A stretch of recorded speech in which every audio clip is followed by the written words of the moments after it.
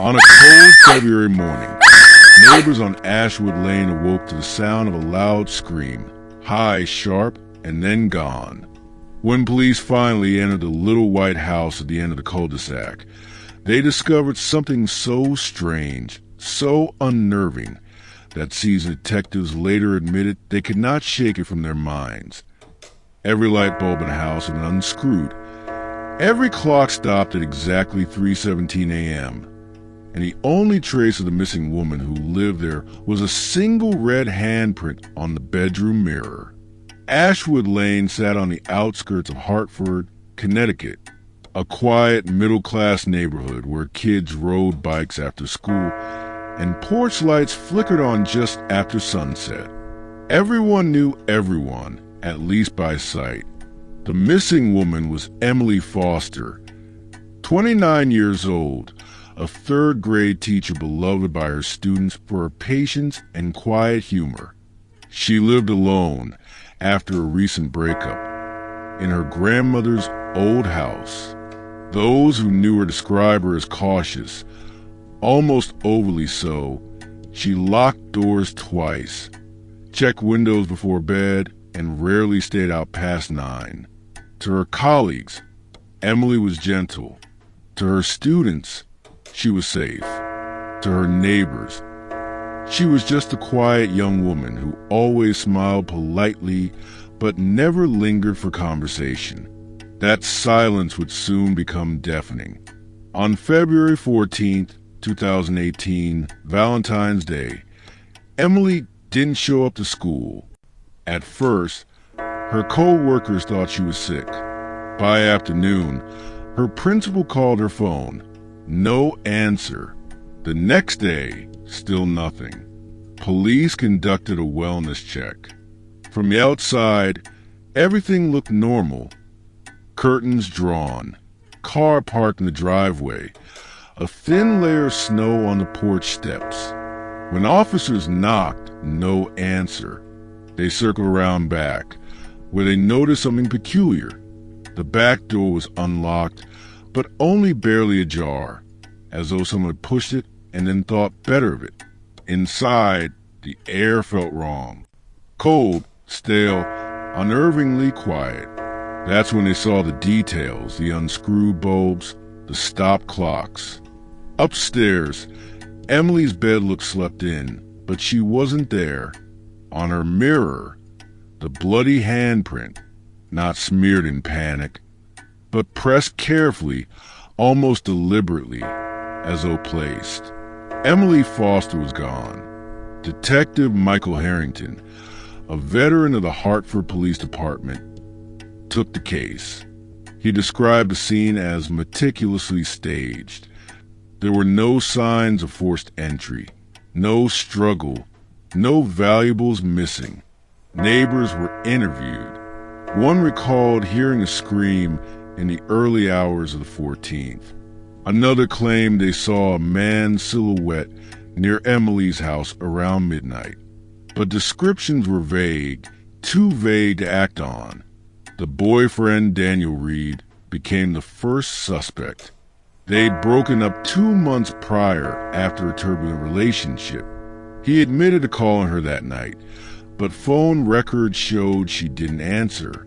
He insisted he hadn't gone near her house. His alibi, drinking with co-workers, checked out. Then came the second suspect, a parent of one of Emily's students. Weeks earlier, Emily had reported the father, Peter Lawson, for yelling aggressively at his child during pickup. Lawson had a temper, a history of assault charges. When questioned, he grew defensive, but surveillance from his workplace security system showed him clocking out late that night, hours after Emily was last seen.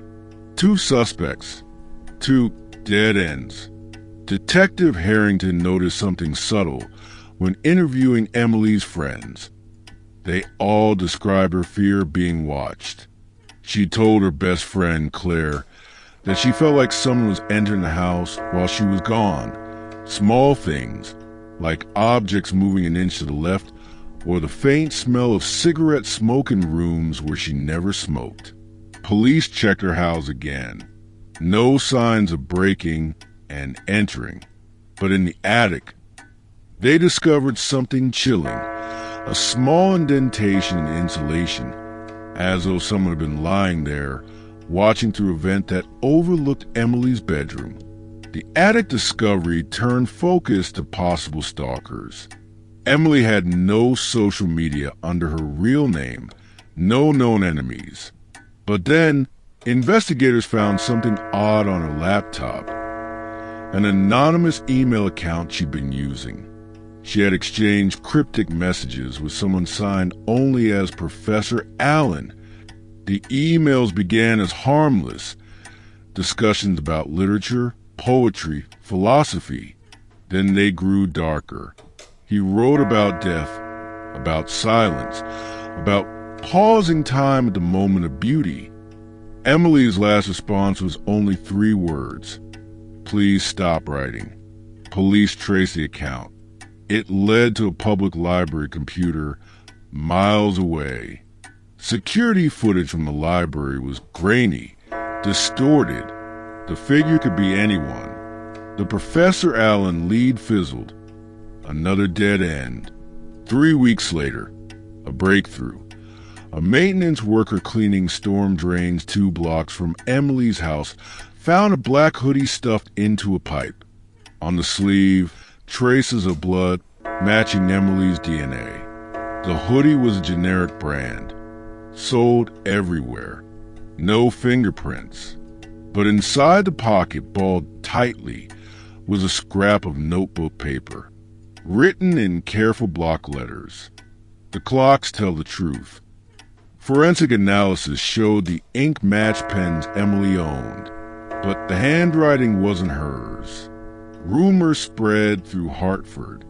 Parents pulled kids from Emily's school. Neighbors installed new locks, cameras, alarms. Some believed Daniel, the ex-boyfriend, was still guilty despite his alibi. Others pointed at Lawson, the angry father. But a growing number whispered about something else, that the staging, the attic, the clocks, all pointed to a person obsessed not with Emily herself, but with control. Detective Harrington considered the psychological profile. Someone meticulous, patient, who wanted Emily to know she was being watched. Not an impulsive act of violence, but a carefully orchestrated performance.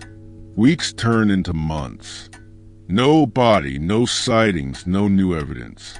Then came one final twist.